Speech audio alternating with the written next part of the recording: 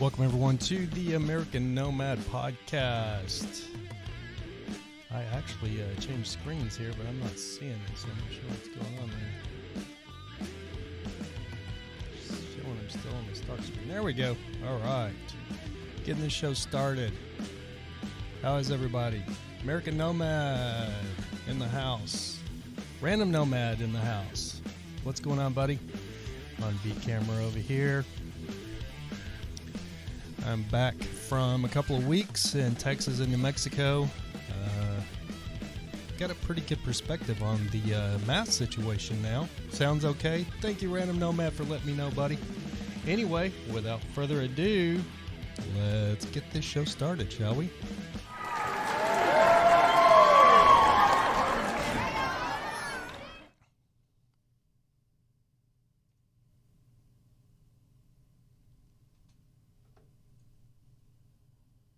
A little quiet. Let's see if we can crank the volume up a little bit. Not a whole lot here. Another night. Well, good to see you, Random Nomad.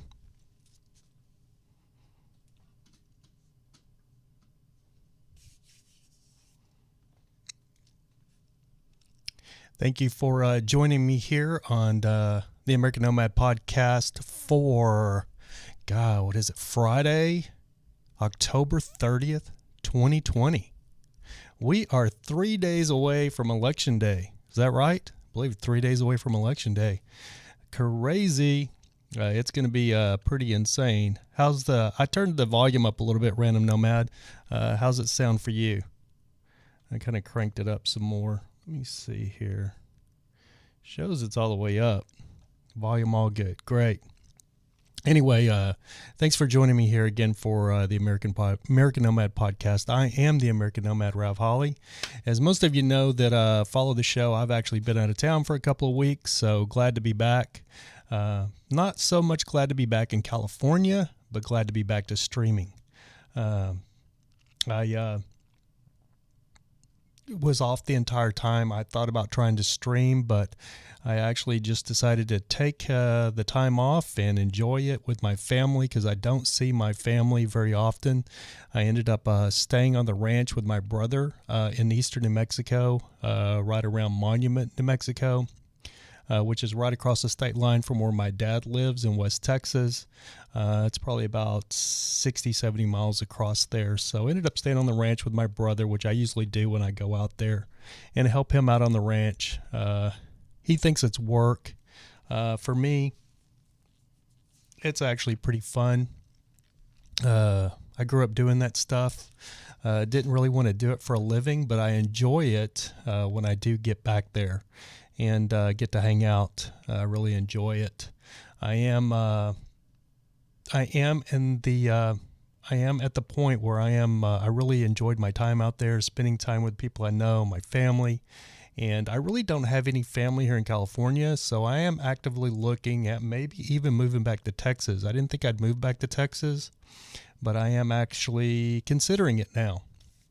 The only thing that's holding me here in California is getting the title for my motorhome that's the state of California is kind of holding hostage until I get my 1982 motorhome smog checked. I went down and paid for the title, and I thought they would send me a title so I could sell it. Come to find out, no, the state of California won't give you a title to your vehicle. Even if you pay for the title, you pay for the license plate and the tags and everything.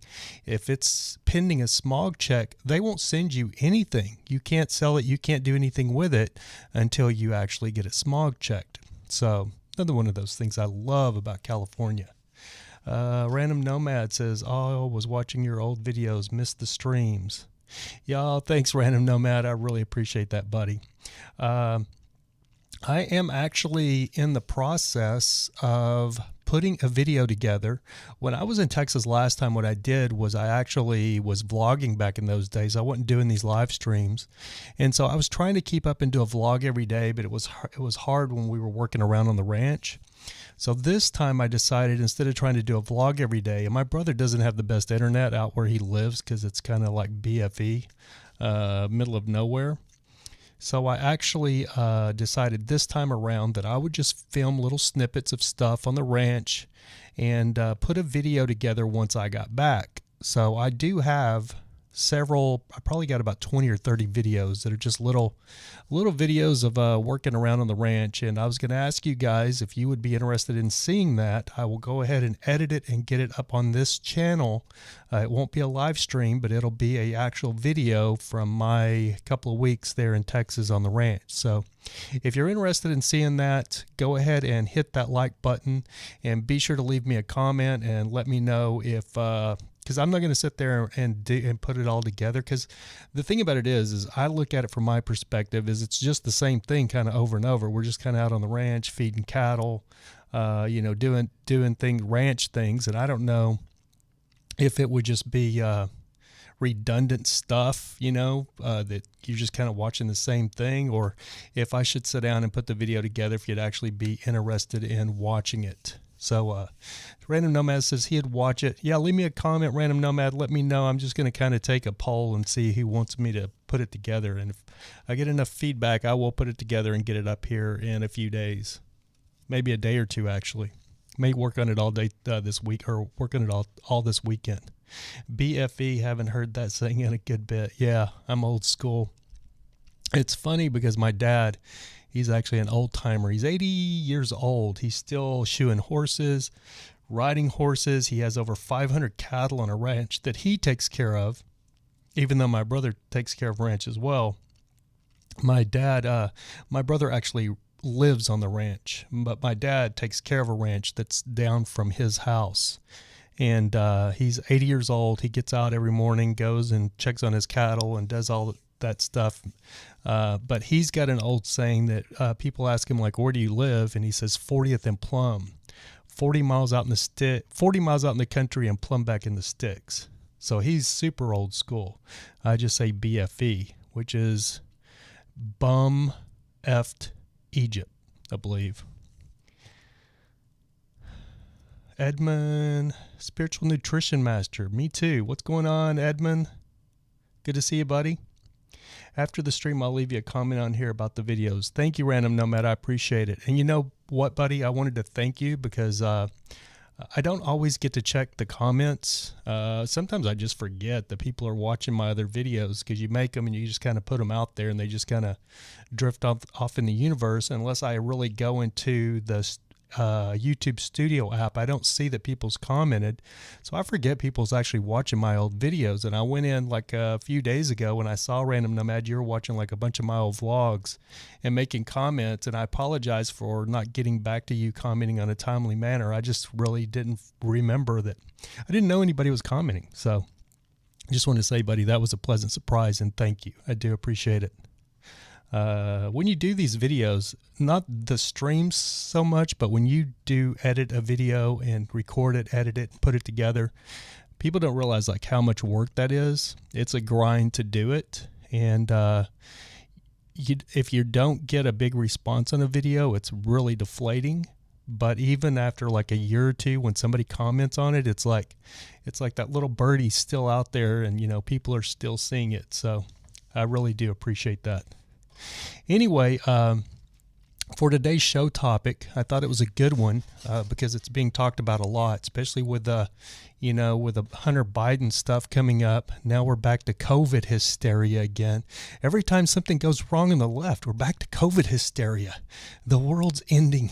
Everything's going wrong. They need a distraction. So that's kind of where we're at right now, in my opinion. I just want to say that, I've been in California the entire year of 2020. Nobody was beating, a lot of you remember, nobody was beating that drum, that hysteria drum on COVID louder than I was back around February, March, and April. And then I ended up getting COVID. So I vented right here on this channel about people, not taking it seriously and things like that. I actually even lost a couple of my very good conservative friends because they were, considering me like I was being a leftist. What were they calling me? I can't remember what the word is, but I was the hysteria. I was creating all this hysteria from the COVID. you know, and I was going off based on what I knew from the videos that was coming out of China that a lot of people didn't see, that I sent to several people, and that kind of thing. So that's kind of what I was going on, was going on. But, and I was all for the 6-week lockdown. I was all for it. 6 weeks. I mean, anybody could do 6 weeks, right?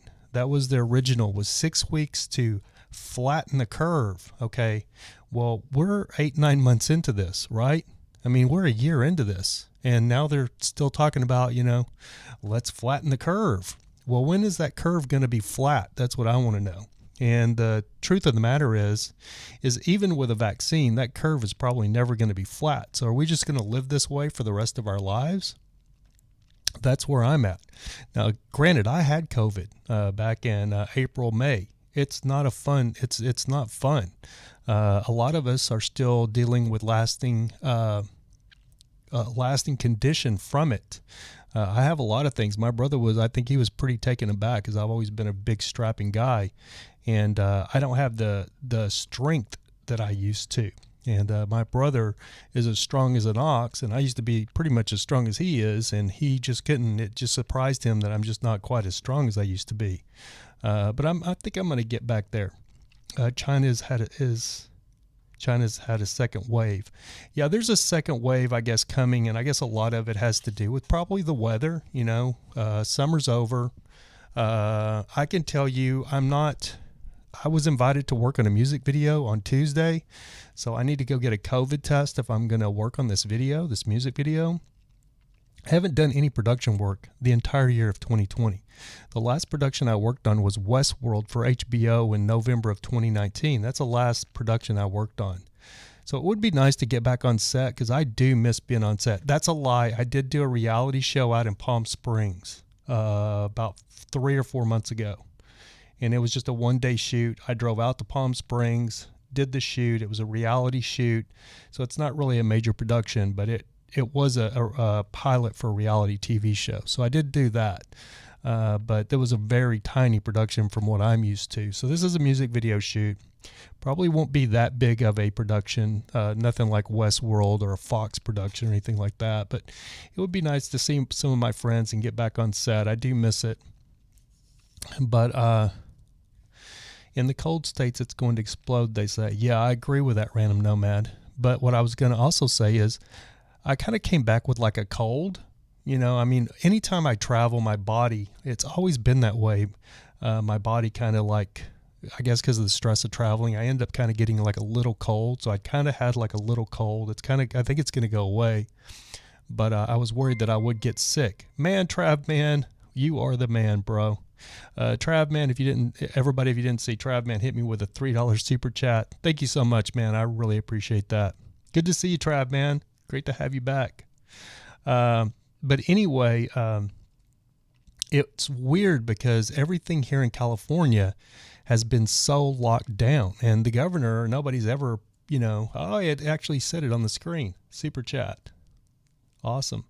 I finally got that thing working. I've been working on that for 2 months, where you could see if somebody paid or somebody did a super chat. It's supposed to give you a notification on the screen. I saw it there. Hope you guys saw it. If you saw it, let me know. Yeah, you rock, Trav, man. So anyway, here in California, it's just like a depressing, because everybody's so scared of COVID. And you see people riding bicycles with COVID on. You see people driving in their cars. As soon as I got back, it just hit me like this. There's like this 2 pretty girls, and they're like driving, and they're driving with their mask on. And you look at a red light, and there's like all these people wearing their mask when they're driving, which doesn't make any sense to me. There's people in a car by themselves driving with their mask on. Now, granted, I've caught myself driving a couple of times with my mask on, because I went into a business and had to put the mask on, come out, didn't realize that I didn't take the mask off, and start down the street and go, oh, I'm still wearing my mask, and take it off. So maybe that's what it is, but these people don't look like they're ready to take it off. They look like they're driving with their mask on. So I was very interested to get out of the state of California, where, basically it's mask Nazis. If you're not wearing a mask, which I don't wear a mask when I go outside, I wear a mask when I'm going into a business because it's required. It's mandatory. They won't let you in the business. I mean, unless you want to stir up a big thing and have the police come and the manager come tell you to leave or put a mask on, you're going to get a lot of resistance if you try to go into some business without a mask on. Unless you're a deranged, crazy homeless person, then you can go in and everybody with no mask on, with your hair all crazy, and people will literally just ignore you in California and act like you're not even there. And I've seen this at a Target. A crazy homeless dude just like wandering around Target with no mask on, and nobody said a word. There was no Target employees, no anybody. Everybody just pretended he didn't exist. Now, if I'd have went in without a mask on, I would have been attacked immediately. And the other thing is, if you're walking around even outside here in California without a mask on, I've been to the park, I've been several places, and I've literally had people giving me this weird look like, oh, look at the guy. He's not wearing a mask. He's outside. He's 25 foot away from me. He's not around anybody, but he's not wearing a mask. They just give you this little slight look. And you feel it, you see it, you know when people are looking at you side eye.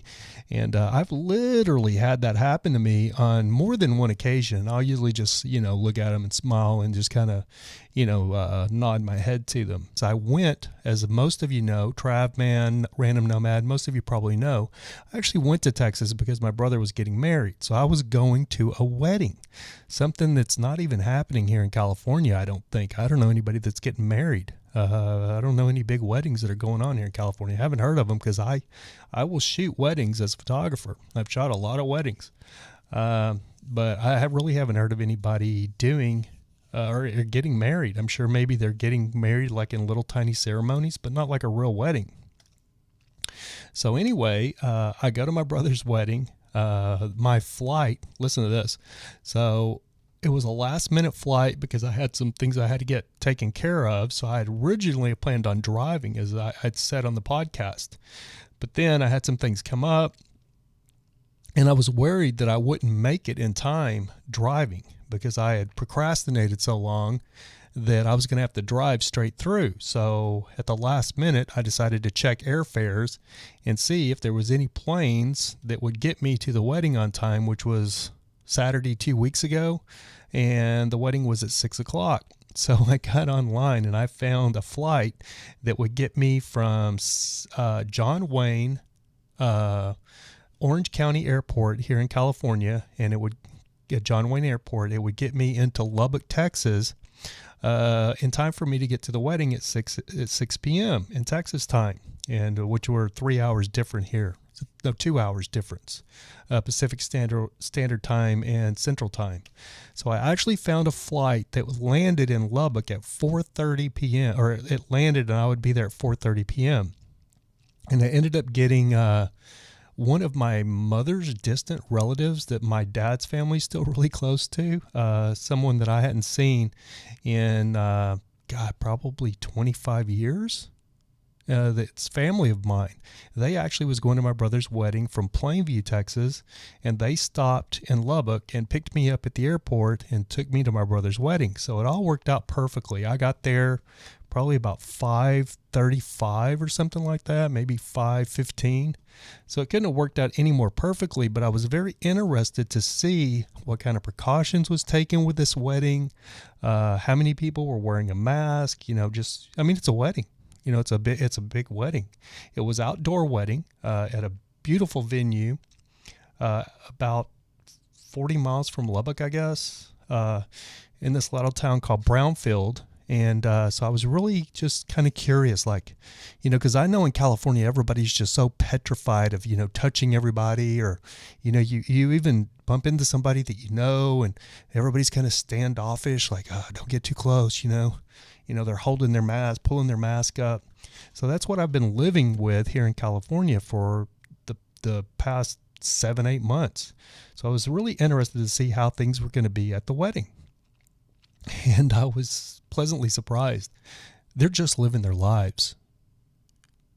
Did you catch that in Texas? They're just living their lives. They're just going about their business. Now, granted, this wedding, there was probably a ratio of mostly older people. Like a lot of my older relatives, my uncle, my dad's older brother, my dad's 80 years old. My dad's older brother was there. He's not in the greatest of health. He's not in the greatest of shape, but I think he's 84 or 86. He was there. My dad was there.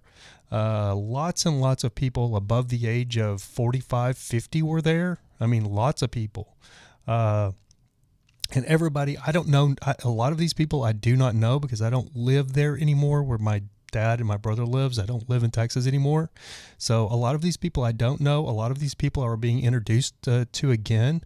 Like my cousin, I saw his daughter who is now grown. She is now grown and married. Well, I believe she has kids of her own. Grown, married, kids of her own. And I haven't seen her since she was about 7 or 8 years old. She was a little tiny girl the last time I seen her. So it was weird. And I saw my cousin's wife and all these people I haven't seen in some of these people like 20, 30 years, I haven't seen them. So we're hugging and shaking hands, and nobody had any kind of fear of like touching you or being too close to you or any of that stuff. It was just normal. Now, granted, like my uncle that's like 84 or 86, he was wearing a mask. There was other people you could tell that they were probably not in the best of health, and they would wear a mask, but nobody else was wearing a mask, and everybody was just doing their thing. The venue did not seat everybody crazy, like 6 foot apart. Like I saw a wedding online from like Europe or something where everybody had to be 6 foot apart, and they tried to touch the bride or something, and everybody freaked out. So it wasn't none of that. It was just business as usual. It was just life as usual, which, is that a good thing or is that a bad thing? Well, okay, this is what I wanted to know. With all of those older people at this wedding in Texas, not wearing a mask, not social distancing, there was probably 25, 30 tables with 5 to 8 or 9 people at each table. I mean, it was a big venue outside. It was outside. Now it was outside, but it was a big venue. So I was wondering, like, what's going to happen? And I'm not going to say this for sure because I don't know. My brother said it, but I don't actually know if this is the case.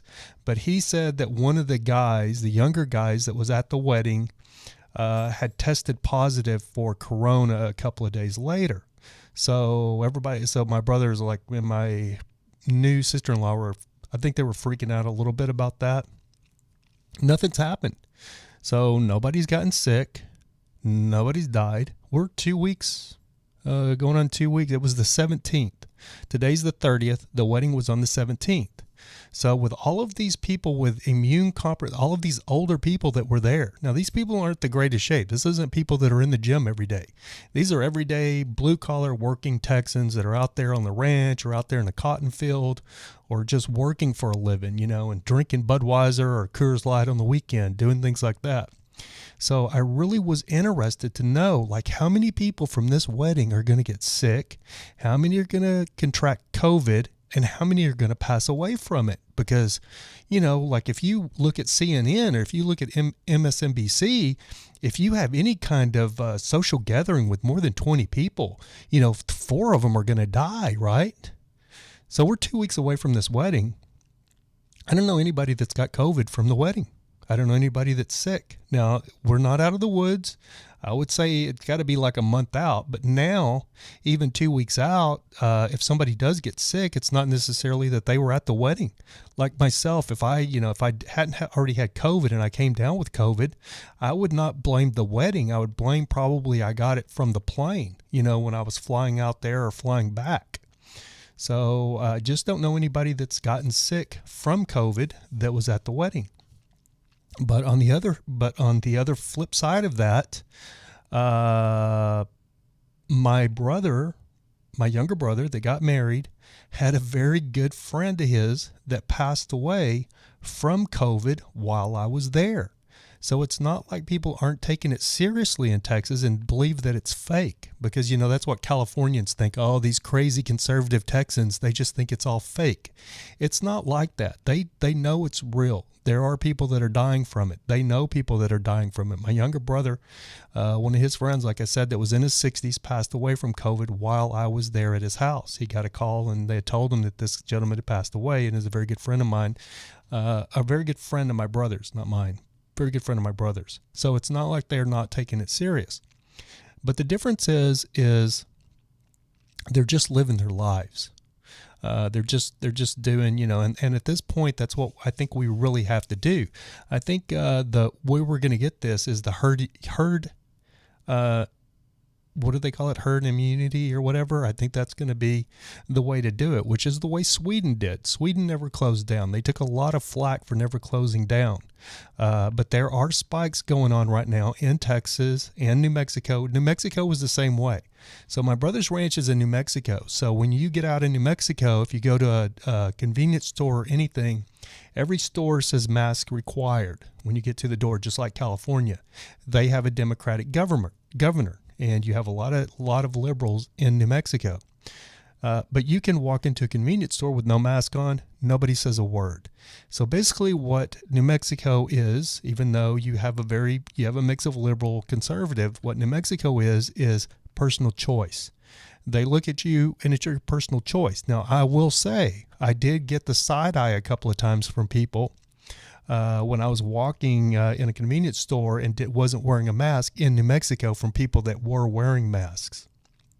In Texas, nobody was wearing masks. The only people that were wearing masks were the people that were working. So if you went into a convenience store, the people in the convenience store were working. If you went into a restaurant and sat down to eat, the people that were working in the restaurant were wearing masks. Completely understandable. We went and ate at a restaurant and bar in New Mexico. Tons of people in there, just like normal. Nobody was wearing a mask, but like I said, the employees. We went in, we ate at a very nice restaurant the other night in Odessa, Texas. And my friend that I've known for years, Christy Otts, came out. She actually drove out to the ranch and saw me a couple of days. And then finally, I ended up having to change my flight, or my flight got canceled in Lubbock. So I rebooked it in Midland, because Midland wasn't froze over as bad as Lubbock. And that worked out for the best, because my friend Christy Otts, who I've known since like 2001, I've known this girl since she was a baby. She actually lives in Midland, so it was cool that we ended up, she drove out to the ranch a couple of times to see me, and the last time she left the ranch, we thought that was a goodbye, and then lo and behold, I ended up in Midland and spent the night in a hotel. My brother and my new sister-in-law actually booked me a hotel and paid for my hotel. So I got to stay in a hotel the last night, and then Christy ended up taking me to the airport. So it was amazing. But here's my theory on, do masks work and should you wear a mask? I do believe that masks work. If masks didn't work, doctors wouldn't use them when they're doing operations. And as we all know, any medical professionals, if they're in a hospital doing like a surgery or anything, they're all wearing a mask. There's a reason for that, right? So yes, masks do work. So let's take California and let's take Texas and let's look at these two, because this is what I did. This is what I wanted to see. Now, when I got back to California, I got off the plane. The airport at John Wayne was just desolate. There's nothing going on there. There was one restaurant, I think, that was open, but everything was pretty much closed. So at the airport, there's like nothing going on. It's just dead. You get off from Texas, everything's like bustling around like normal. I get to California and everything's dead. There's like one fast food restaurant, Carl's Jr. was open, and there was maybe one or two people getting their food, but you can't eat in there. So I didn't want to eat at the airport. Plus, like a burger or whatever at the airport's like $50. So I thought, and I was starving because I'd been up since my flight was my flight left at 7:10 or something like that. No, I had to be at the airport at 7:10. My flight left at 8:10, I think. I don't know. I can't remember. I believe 8:10. But anyway, I'd been up since like 6 o'clock, 6:30 in the morning, and I was tired.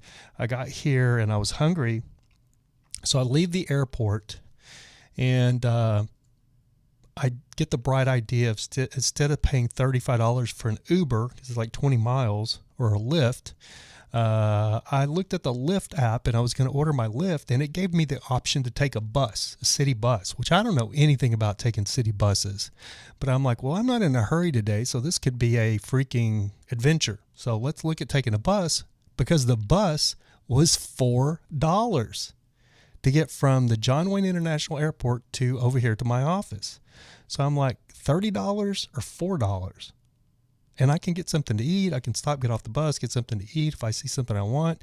So I ended up taking the bus, and I had to transfer buses a couple of times. I had to get on one bus. It took me to a stop. I had to transfer buses, and then it would take me to my office.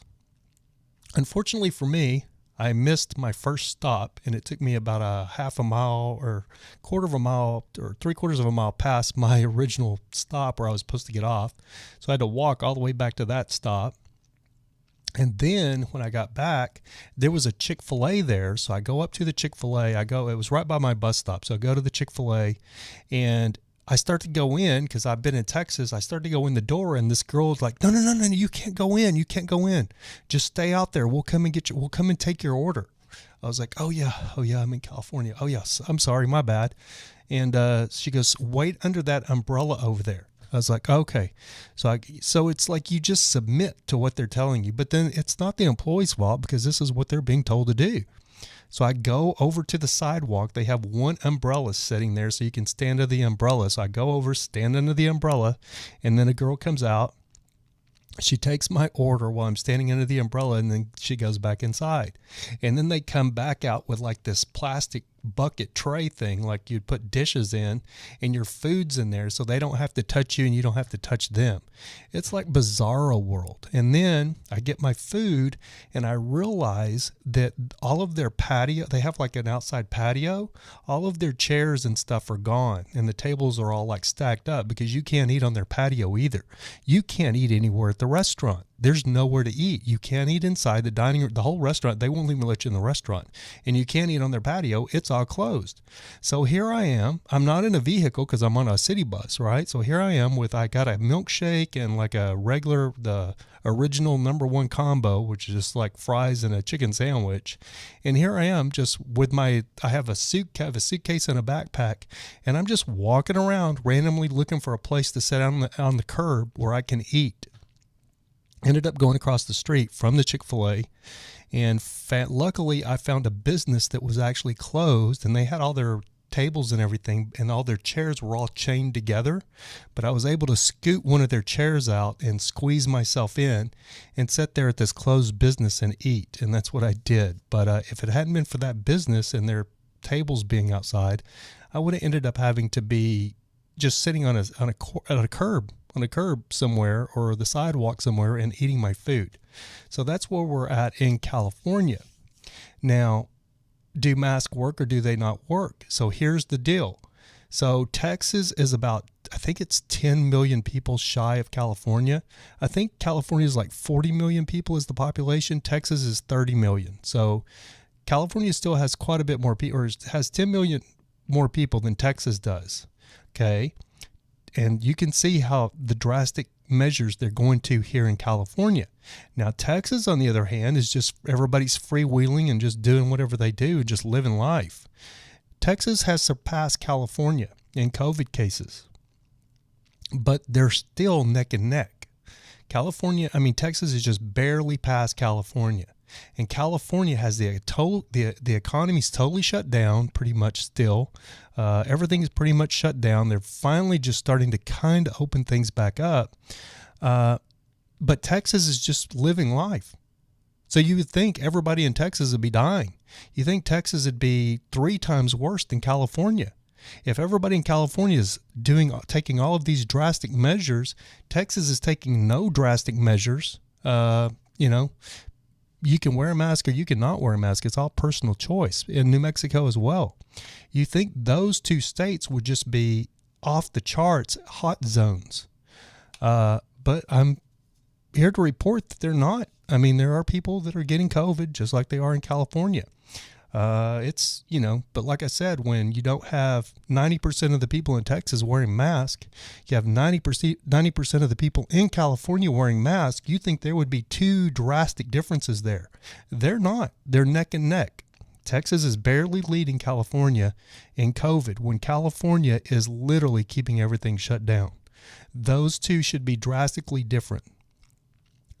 Texas should have thousands and thousands of cases, positive cases, compared to California. It should be like this. Texas should be up here in COVID, and California should be way down here. They're not. They're like right here. They're literally neck and neck with each other. So do masks work? Yes. Are we at a point now where we just got to live our lives and open the economy back up and get everything going again? Yes. There's no definite answer when this is going to end, and there's no reason to live like people are living in California when you can live in a place like Texas and just deal with, with the way things are. All of these crazy I call them mass Nazis. The mass Nazis here in California, they're not doing. It's not making that big an impact compared to Texas. Florida's under California. Florida evidently is the same way.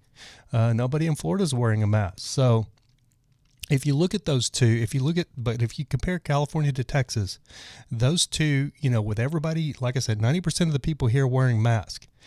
California should be way down here, and Texas should be 90% not wearing masks, should be way up here. They shouldn't be neck and neck. So that's my take on it. Do masks work? I do believe that they do work. Yeah, I think if people in Texas actually was wearing like 90% mask, they'd be a little bit below California. But, the thing about California, which is so funny, is for those of you that don't know, the Los Angeles Lakers just won the NBA championship. And then a couple of days ago, we had the Los Angeles Dodgers winning the World Series the first time since like 88 or since the 80s, I think since 1988. And you had nothing but people out in the streets. They were out in the streets like celebrating, basically tearing stuff up and rioting like everybody in LA does when, anytime they get a chance, because you just have that element in the society here in this city. And they're out there, they won the World Series, so they're going to go burn and destroy cop cars, and, that's what they do for a celebration here. But anyway, and then the mayor Garcetti, who's kept everything, the mayor of LA, Mayor Garcetti, that's kept everything locked down, he literally says we're going to have like a parade or something when everything has been locked down. But then all of these people poured out of that stadium, the Dodger Stadium, into the street, into downtown LA, and there's no mask, there's no social distancing. Do the media say anything about that? No, not a word. Anytime it's anything to do on the left, like the Judge Ginsburg or whatever her name, the justice that passed away, they had a huge candlelight vigil for her. And if you look at the picture, it's just heads as far as you can see in D.C., and what happened to social distancing? What happened to, we can't be in a big crowd. Now, granted, if that had been Trump and Trump had died of COVID and there was a bunch of people at Trump's funeral, people on the left would be losing their mind. Like, don't these idiot conservatives learn anything? Like, Trump died of COVID and here all these people are at his funeral. It's just the hypocrisy is never ending. And it literally drives me up the wall. Let's get back in the room, see what's going on here. But anyway, that's my take on the two states. And I will say that it was depressing to get back to California and get back into this whole scheme of the whole mask situation. It's just people are starting just to do their own thing, even though the government hasn't opened everything back up. There's a lot of traffic and stuff, so I think people are at this point just getting sick of it and just kind of doing their own thing. My friends that actually watch my dog, Kimberly and Brent, that babysit my dog while I was out of town, their daughter just went back to school yesterday, and in class, because they've been doing like Zoom school with like 23 kids and the teachers on Zoom, that they've been doing that for a few months now. But yesterday in Orange County, her daughter actually got to go back to class. Now, granted, it's only from like 8:30 to 10:30 or 8 o'clock to 10:30. So it's only like 3 or 4 days a week, but it's something. It's a start. So, it's going to be interesting. I think we're ready to open everything back up and get back to life. We got to be, because people are starving. This stimulus thing, $1,200. I mean, people are talking about $1,200. I don't know too many people that are living on $1,200 a month, much less $1,200 every 6 months. And now the other $1,200 has never come for people like Trav, man, that are really waiting on that money. It's all being held up because the politicians, from the left and the right can't agree on everything. And I understand why the Republicans are holding it up, because there's a bunch of pork in there from the Democrats that don't even have anything to do with the stimulus that they just wrote in there. So it's totally understandable why the Republicans aren't passing it, and the Democrats just want to blame the Republicans that they're holding it up. So I get it. It is what it is. Let's get back in the room. Random Nomad says Sonic has always been kind of the social distance restaurant. Before this, only social distance. Yep. Very true. There's a lot of Sonics in Texas. Wisconsin Street, Crooks County has exploded, but that's just cases. Yeah, I saw that there's a lot of cases in the up in the Midwest, and I actually really believe that may be tied a lot to the weather, the cooler weather. I think it's going to be interesting to see if even though even though warm weather doesn't kill COVID, it'll be interesting to see if the warmer weather kept it down. And now that the weather, because if you get the flu now, you're going to think you have COVID. So like I got a little cold and I'm fighting it off. It's a tiny, tiny little cold. But I could tell it could turn into something else if I don't take care of myself. It could get worse. But even if you get sick with like the flu or like a cold, everybody's going to be freaking paranoid of you thinking you have COVID, which is crazy. So you can't even get the flu or you can't get a cold in the wintertime without people thinking you're sick with COVID. So with this cold, I'm not going to try to work on that music video on Tuesday. I have to get over it because I don't want people thinking that I have COVID. I'm not coughing or anything, but I'm a little stuffy and, when you have a cold. I will say that while I was in Texas and New Mexico, I was in New Mexico with my brothers. We went down close to Pecos, Texas, we pulled into this little town, Pocho, or I can't think of the name of it. It starts with a P, but it's in between Monahans, New Mexico, Monahans, Texas, and Pecos, Texas. It's right in between those two towns. And we pulled in there last Sunday, I believe. This past Sunday, actually last Sunday this week. We pulled in there, and it was 93 degrees, and it was freaking hot. It was hot. We drove down from my brother's ranch in Monument, New Mexico, down to this town, which was about 70 or 80 miles, I guess. And we got down there and we got out of the truck and it was freaking hot. It was like, holy moly, like this is a desert down here. But there was a cold storm that had been forecasted that was coming in. So while we were standing there for 45 minutes, when we got out there, it was, like I said, 93 degrees. And by the time we got back in the truck, it had dropped to like 50 degrees. So in 45 minutes, we went from 93 degrees to 50 degrees. And the next morning, it had dropped more. And then, Sunday. No, the next morning, I was supposed to fly out the next day, which was Monday. I was supposed to fly out back to California on Monday. And my flight was at 4:45 Texas time, Central. And I was supposed to fly out of Lubbock, Texas. And I got a text. And my brother, when we went to bed, my brother and my sister-in-law were talking about, his plane may be canceled. And I was thinking to myself, it's not going to be canceled. There's no way. It's going to fly. They'll de-ice the plane, whatever. And I'll fly. And I got a text that woke me up at 6:30 in the morning, like 6:24 in the morning, telling me that my flight for that day at 4:45 p.m. was canceled. So I was like, holy moly. So I started scrambling, trying to find another flight, and there wasn't anything for that day. And then there was nothing in Lubbock flying out until today, until Friday. So I couldn't wait that long. So I ended up looking. My brother said, well, you could fly out of Midland. So I actually looked at Midland, and Midland had a flight out the next day. So I actually, like I said, booked that flight from Midland for the next day. And then my brother took me down there, took me to Midland on Monday night. And then I ended up staying in Midland on Monday night, catching the plane Tuesday morning out of there. And it was much nicer Tuesday morning. It wasn't that bad, but it was froze over at my brother's ranch on Monday morning when Sunday had been like 80 degrees. So that's Texas weather. Something I hadn't experienced in a long time. Texas, New Mexico weather. Hey, Guns OG, what's going on, brother? Good to see you, man. It's going good, man. Good to be back. Good to see you guys. I actually missed you guys. I don't know. This is like therapy for me, I guess. I'm always fighting with people online about politics, so it's cool to just like vent here to you guys, and that you guys will sit there and listen to me. Let's see. Random Nomad says, sound like South Dakota and Minnesota. The weather has down here before, has done that here before. Like it's 65 sunny, and then like 6 hours later, it's like 10 degrees and a foot of snow and ice. Yep. Very similar, Random Nomad.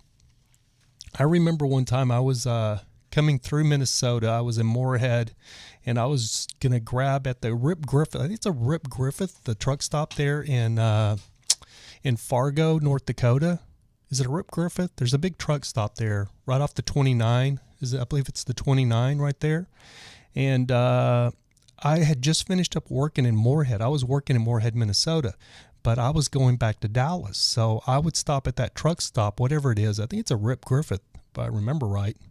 Used to be anyway. It may not be anymore. I haven't been there in years. But back in the day, I think it was a Rip Griffith. So I pull in there, and I'm pulling this little cargo trailer with like ladders on it and like a GMC Yukon, and a four-wheel drive GMC Yukon with BF Good all-rich terrains. And I'd been all over Montana, I'd been everywhere in this truck. And I pull in because I'm in a hurry, because I know there is a winter storm coming, but it's still nice. You know, it's like 50 degrees, 55 degrees for North Dakota in the wintertime, or, you know, just coming into the wintertime. So I end up pulling into this truck stop, and I am going to fill up with gas because I'm going to try to make it through Iowa all the way down to Nebraska and get past Nebraska, and I'm going to drive straight through. And if the roads get too bad, I was going to stop in Kansas City, Missouri, and spend the night. But I wanted to get as far south as I could because I knew that this winter storm front was coming in to the north, from the north. And it was really going to hit, it was coming down from Canada, and it was really going to hit Fargo. So I needed to get out of there because they were talking about blizzard conditions. So I pull into this truck stop. It's still actually pretty nice outside. I'm just like wearing like maybe a hoodie or like a light jacket. I start pumping gas, and the gas station's kind of desolate. And this one guy pulls in on the other pump on the other side, and he asked me, he's like, he goes, what are you doing? Are you heading out? I was like, yeah, man, I'm trying to get the hell out of here. He goes, well, good luck, because I just came up and they're getting ready to shut the highway down. I was like, what? He goes, yeah. He goes, State Highway Patrol are getting ready to shut the highway down. I just heard. I was like, well, that doesn't make sense. I didn't even know what he was talking about. So, I took his advice. You know, I hated his advice. Like, wait a minute, I really need to hurry up. So I didn't even fill my truck all the way up, and I knew I needed to get it all the way full to get me to Nebraska. But I just cut it short and said, well, I'll stop somewhere else in Iowa or something. And I had like three-quarters tank, so I stopped filling my truck. I jumped in my truck really quick, and I pulled out of there like a bat out of hell. And the truck stop's right on the 29. So I come out of the truck stop, go under and over, and get ready to pull onto the 29. And sure enough, as I turn onto the on-ramp, there's a North Dakota Highway Patrol officer, and he's closing this yellow A-frame gate to the on-ramp for the highway, for Interstate 29. And I was like, hey, can you just let me through? Can you let me go? He's like, nope, I can't let you go because I can't let you go because it's going to be a whiteout. It's there, it's going to be a whiteout, and you could get down there and you could run off the road because you're not going to be able to see the road. So he starts explaining the conditions to me really quick, and he's seen I had Texas plates. He goes, I could let you on here, but you might not make it, and I'd never forgive myself if you didn't make it on down. I was like, okay, completely understand. He goes, you're going to have to turn around and go the wrong way back down the highway, but just turn around there. And then, so that's what I did. And then I get into Fargo, and because of this storm that's coming in, and everybody heeded the storm except for me because I was trying to work and get out of there to get back to Dallas, all the hotels were booked up. There wasn't a hotel or anything anywhere that you could book. And I ended up sitting there in the Rip River truck stop all night long. So I'd go into the truck stop when it would get too cold. I just left the truck running and would go in. But luckily the next day it thawed out, and I was able to get out of there by about noon and get on the road back towards Texas. But so I've been there. I know exactly how that weather is up there, and it's very dangerous. Yes, Guns from across the pond. Guns OG from the UK. Random Nomad says, what do you think of Boris Johnson over there? He's kind of like the Trump of the UK, right? That's what they say. Guns OG says, the guy's crazy. He voted not to feed kids with kids' free school meals. Before he did that, I thought different of him. He was good. Well, that sucks with that. Yeah. Yeah, that's all of that, that cutting the government spending, but there's some places that you just don't want to cut government spending. It's 3 a.m. there, Guns OG. You guys are like 9 hours difference from us, so yeah. Man, you're up late watching this, buddy. Appreciate it. We're going to run this thing like an hour, so it's 52 minutes in, so we got about 7 minutes left. I just want to say, if you see the cans behind, I did get my Raise Energy package in. I did an unboxing I've got a Raise Energy shirt on, somewhat of a sponsor of the podcast, but not really. I still got more research to do how that works, and if I'm going to actually promote them on the podcast. I did get the promotional package in. It took like a month because it had been sitting in FedEx for a month. I'd given them the wrong address, so it wasn't Raise. I was pretty upset with Raise because I thought they just stiffed me and never sent me, because you have to order their promotional package. You have to pay for it, which any other energy drink company I've never even heard of that. If they want you to promote their products, they send you like a gift package for you to promote their stuff. Raise isn't like that. So I paid $29.99. I got this Raise t-shirt. I got a koozie. I got a little bag. And I got all of these Raise drinks. And I will say that I do like them. I'm not going to say I like them as much as Monster, which is what I usually drink. But they're sugar-free, and they're a lot better for you. But they're non-carbonated. The ones I've been drinking have been non-carbonated. And I'm not going to say that they give me the energy boost that Monster does. It may just be because it's an energy drink. It may just be a placebo effect, but I really don't get, because I'm older, but like because of the COVID stuff, I kind of get like by midday, I kind of get like I'm tired. I think all of us get like that, right? That's why we drink coffee, or that's why we'll have a boost of coffee, a little shot of coffee or an espresso, or hit an energy drink, so we can get that little bit of to get us through the rest of the day. So I will drink an energy drink like a Monster around 2:30, 3 o'clock, and that pushes me through the rest of the day. And I've drank 2 of these now, and I don't get that same, so far I haven't got that same uptick. So we'll have to wait and see how it goes. Monster has a few good non-carbonated ones. Yeah, very true. I just like the regular green Monster. And not to promote Monster over Raise, I like the purple one, but I pretty much just stick to the green one. I've actually got a whole Monster can wall I'm working on over there, so it may actually turn into Raise, but I don't like their guerrilla marketing. It's a big turnoff for me, the way they kind of market it, because they're really aggressive in their marketing. Like, since I've signed up as a, supposed to be a brand ambassador, they're trying to sell me something every other day. And your brand ambassadors are supposed to be trying to sell for you. You're not trying to, peddle your product out for them to buy.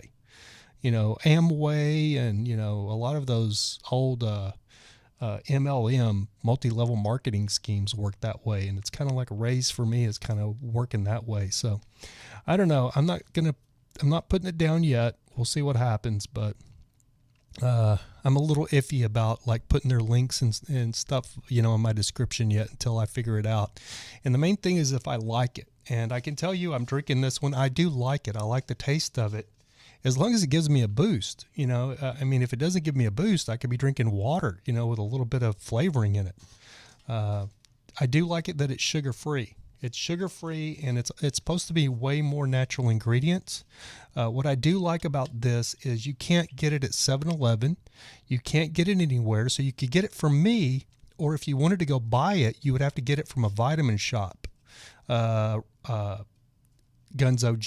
I don't know if you have Vitamin Shop you probably don't have that in the UK, but here in California, we have these stores. It's called the Vitamin Shop. It's kind of like a GNC, General Nutrition. So that's about the only place you can get them. Travman says, I have low blood sugar issues, so I have to have the sugar. Yep. So that's not going to do you any good, Travman, because I think all of them, I'll look through them, but I think they're all no sugar. So that wouldn't do you any good, buddy. So let me go through my show notes, and let me make one quick announcement here. Oh, it's funny. This is what's holding up my show notes. It's a whole case. It's my whole, I get these 4 in a case monsters. It's empty because I've drank them all, but that's what I have propping up my show notes. But I had somebody send me like a crappy message because I talked about show notes, and they're like, you don't do any prep or you don't do any show notes. So I just want to hold this up really quick and say, this is my show notes. I actually I almost always do show notes. So if you can read it, I don't know if you can read it or not. It's American Nomad, Friday, October 30th, 2020. Do masks really work? Back from Texas and New Mexico. Sponsor, Raise Energy. Also, the other sponsor is Technisport Chairs. I do promote Technisport because they've been very good to me. This chair, Technisport, I do really like Technisport. And it's funny because they're both out of Florida. I believe Technisport's in Florida as well. But I am a real brand ambassador for Technisport. Ranch Life Vlog, I talked about that. My good friend Christy Otts, she gave me this amazing koozie. She might be watching this. It's a Yeti koozie, and it's from her work. She's a VP of a oil automation company in Midland, Odessa, Texas. So it's called Permian because it's the Permian basis. That's what they call it. And it's called Permian Contractors. So shout out to my dear friend Christy Otts for the awesome Yeti. What do they call these things? My brother knows what they're called. They actually have a name. Anyway, yeah, thanks to that. And then, another show note. I always forget these bottom ones, though, when I'm doing my show. So another thing is I want to tell you guys is a friend of mine here. I saw him post on Facebook today that he went to Costco, and Costco is already out of toilet paper and paper towels. So everybody's stocking up for the craziness from the American election. So Guns OG, you probably don't have to worry about that. But for the rest of you guys out there, if you don't have the essentials, people are freaking out because they think there's going to be a civil war come November 3rd after the election, and it's going to fall into chaos. So everybody's stocking up again. So if you're low on toilet paper, and I know I'm low on paper towels, you might want to grab some now because you may not be able to get them here in the U.S.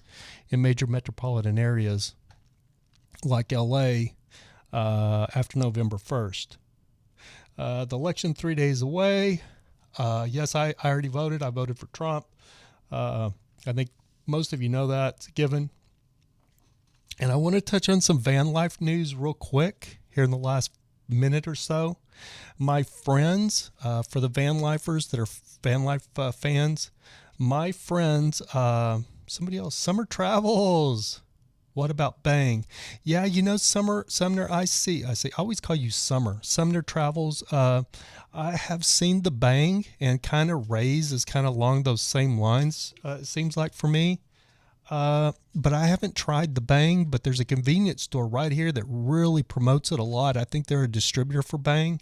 So I think what I'm going to do is I'm going to get a couple of those Bangs, and I'm going to, because I haven't had it. I'm very particular about stuff I drink, or about not about soda. I try not to drink soda, but like energy drinks. Like for years, I would only drink Red Bull because I felt like Red Bull gave me the most energy, and that was the only reason I was drinking an energy drink. And a Red Bull is small. You can get that small can, and it's not as many calories than getting a big can like this and drinking a big can of like Monster. But then I'm a cheapskate too, and one day I was looking, and a big can of Monster is like 50 cents cheaper than a little can of Red Bull. So I actually transitioned myself after drinking Red Bull for 10 years into actually drinking Monster. I used to be kind of sponsored by Rockstar when they very first come out. I still have a Rockstar t-shirt and all the promotional crap they gave me from Rockstar. But I never was a big fan actually of Rockstar. I just promoted it because they gave me the stuff. And Rockstar treated me right, but it was in the infancy of sports drinks. And they would send me an email saying, Rav, we're coming out with this new koozie. You want us to send you one? Rav, we're coming out with these new t-shirts. You want us to send you one? And they would just send me it. And I was hanging around with a lot of professional fighters, and they'd be like, oh, that's a cool shirt. I'm like, yeah, man, you got to check out Rockstar Energy.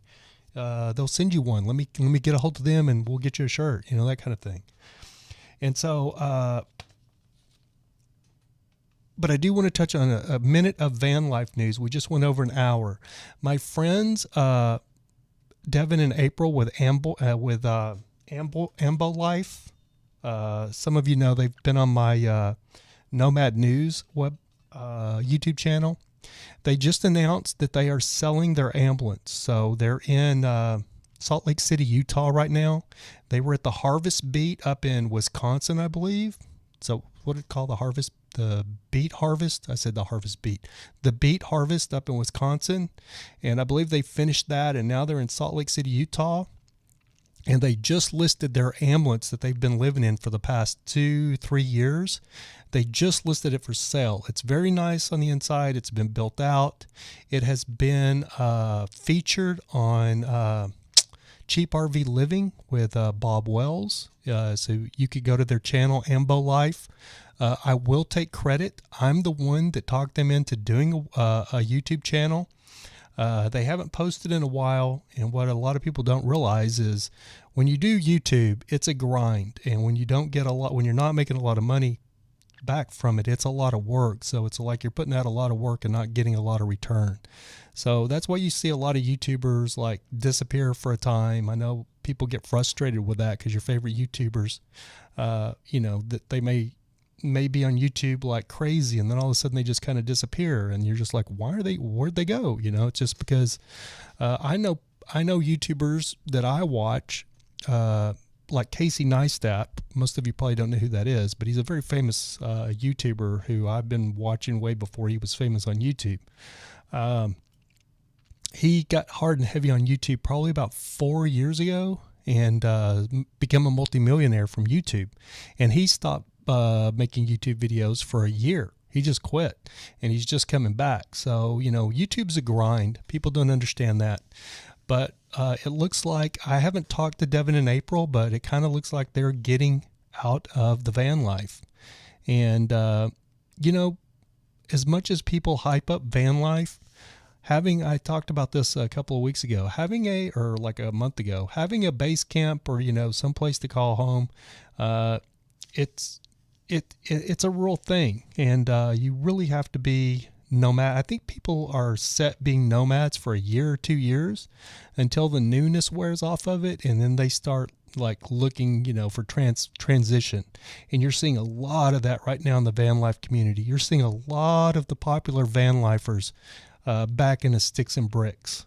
Myself, I'm 4 years. I'm headed to 4 years, so I've been doing it for a long time. But I can tell you right now that if I could find like a tiny house and build like a little compound I'm still about minimalism and having this, living small. I used to want like this huge house in the Hollywood Hills. I used to want like a 6,500 to 8,500, $2.4 million house in the Hollywood Hills. Those days are over. I just want like a small little house that's just good for me, that I can keep clean or have a maid come in once or twice a month, and but probably myself, just keep it clean. I just don't want a big house that, I learned this when I lived in Joshua Tree, because when I moved to Joshua Tree, I had this little house that was 800 square feet. And I was embarrassed of it when I first moved there. It was a really nice little house. It was pretty new construction, but it was just so small, it seemed. And then I moved into it, and I realized, being a single guy, that I was only using like my office and my bedroom and the kitchen occasionally. I'd go in to cook something to eat, but like the living room or I really didn't use it for, there was all this space I never used. So I really realized I didn't even need a house that was 800 square feet. It was way too big. And that's when I started really looking at tiny houses. And my brother's right the opposite. He wants a big house. It's so funny how times change.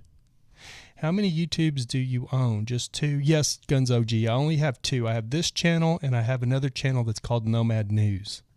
And I've changed the name of the channel. This channel used to be called Vagabond Days back when I was living in my RV and traveling around, and I used to vlog.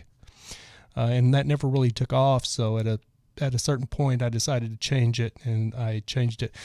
Let me reiterate. Actually, this channel used to be called Rav Holly. It was just my name, and it was like photography and stuff. And I did photography for a living, so I didn't really want to talk about it all the time. So I ended up not doing that so much. But I started it with the concept that I would be talking about photography, and it would be an all photography channel since I was a professional photographer.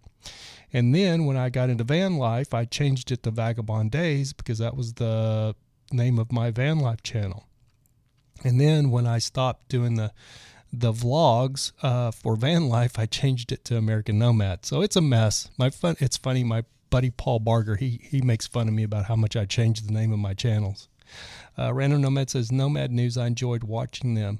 I'm thinking about bringing them back, Random Nomad, but I've got to get back into watching the van lifers again. And like I said, a lot of the van lifers that I watch are getting out of van life. So I don't know. I'm thinking about it. So possibly we'll see what happens.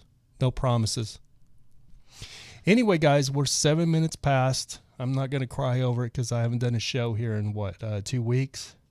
So I believe we covered everything. Like I said, the election is 3 days away. It'll be interesting to see what happens.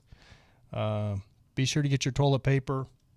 Be sure to get your toilet paper and paper towels and any, get dry goods and stuff like that, stuff to hold you over, because who knows what's going to happen. Everybody's thinking it's going to be all out chaos, but for some reason, I feel like it's not going to be. Everybody's just going to, I think there's going to be a lot of confusion over who won. So we'll see what happens there, whether it's Trump or whether it's Biden. I think people are going to be butthurt no matter whichever way it goes. But I don't think we're going to see as much chaos as people think we are. But you never know. We may. We'll have to see. Hey, Joe Eldorado, good to see you, buddy. Joe is one of my California buddies that actually moved to Texas. He's you're San Antonio or Austin, Joe? Anyway, good night, everybody. Sumner Travels. I love Vagabond, but what you're doing now is Sumner Travels. Oh, message retracted. I can't read it. Oh, good. Anyway, guys, thank you so much for joining me for this broadcast back of American Nomad. And we have a great weekend. Have a safe weekend. Take care of each other. Take care of your family. And if everything goes right, we will see some of you, hopefully all of you, back here on Monday at 7 p.m. Pacific Standard Time. That's California time. And until then, have a safe weekend. Thank you for listening to the American Nomad Podcast. Until next time, keep looking up because that's where it all is.